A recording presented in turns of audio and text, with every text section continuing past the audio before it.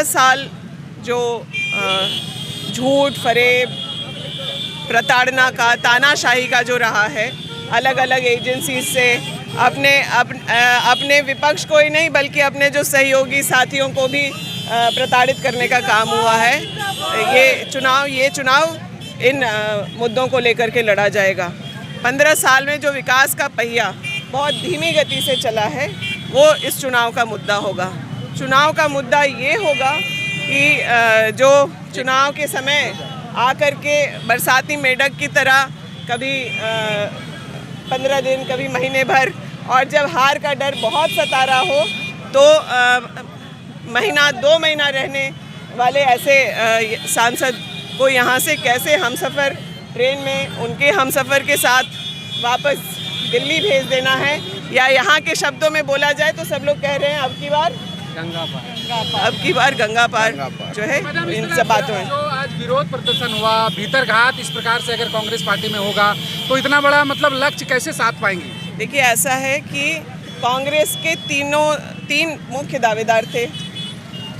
सबकी दावेदारी बहुत प्रबल थी।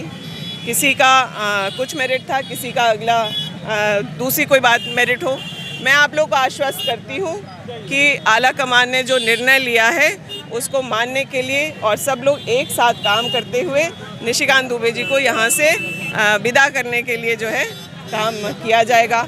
वो चाहे फुरकान चाचा हो, चाहे प्रदीप भैया हो, चाहे फिर इरफान अंसारी जी हों, बादल पत्रलेख जी हों, हफीजुल अंसारी जी हों, या फिर संजय यादव जी हों। महागठबंधन के जितने भी हम लोग नेतागण हैं जिनसे यहाँ की जनता और ख़ास करके महागठबंधन के कार्यकर्ता बहुत उम्मीद रखते हैं, वो उन्होंने खुद सबने मिलकर यह तय किया है कि ये हमारी जिम्मेदारी है। कुछ हम लोगों पे भी छोड़िए, अभी तो आए हैं, आप आगे देखिए 2-4 दिनों में। प्रचार प्रसार नहीं करेंगे आप क्या इस पर क्या करना है? अब तो नहीं कह रहे हैं ऐसा। मुझे लगता है कि जो प्रचार प्रसार हफ्ते भर से ज़रा शांत था, उस पर कुछ तेज़ी आप लोग आज महसूस किए होंगे। आप किस मुद्दों को लेकर चुनाव? मैंने अभी इसके पहले ही कहा है, जो कांग्रेस का मैनिफेस्टो है वो देश के हालात के अनुरूप है। उन चीज़ों को लेकर के हम लोग चलेंगे। और जो स्थानीय मुद्दे, यहाँ पर डबल इंजन की सरकार में रहते हुए बहुत राज्य का नुकसान हुआ, और आज जब हम लोग सिंगल इंजन को खींचने का प्रयास कर रहे हैं तो उसे पीछे कैसे खींचा जाए। हमारे नेताओं को ईडी, सीबीआई और जेल और इन चीज़ों का भय दिखा करके जो प्रयास किया जा रहा है रोकने का, उन सब चीज़ों पर फैसला करेगी जनता। हमारे राज्य के पूर्व मुख्यमंत्री आदरणीय हेमंत सोरेन जी को इन लोगों ने सलाखों के पीछे डाला है। ईडी, सीबीआई का भय अन्य लोगों को भी दिखा रहे हैं।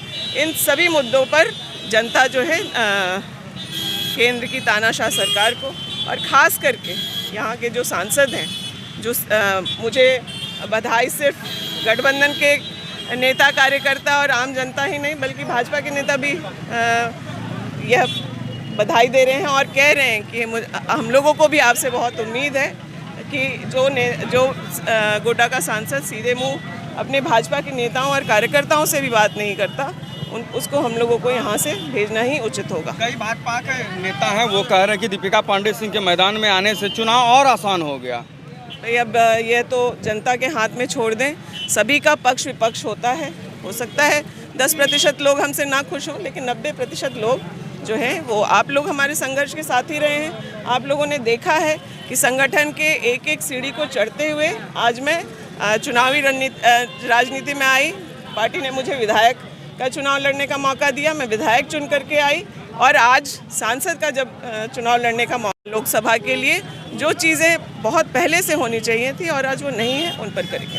आज जो विरोध प्रदर्शन हुआ है मैम, उससे मैसेज अलग तरह का चला गया है पूरे पब्लिक में, तो उसको कैसे पाट पाएंगे? मतलब कितना जल्दी? आप सिर्फ विरोध प्रदर्शन मत देखिए, बहुत भव्य स्वागत, बहुत अच्छा पूजा, और समाज के हर वर्ग के लोग सम्मिलित होकर के आशीर्वाद दे रहे हैं। और जो थोड़ी और छोटी बातें हैं उसको हम लोग परिवार में ठीक कर लेंगे। मैं सभी बड़ों से आशीर्वाद लेकर के चुनावी मैदान में जाऊंगी, और प्रयास मेरा होगा कि जो हमारे छोटे हैं उनको मना लिया जाए।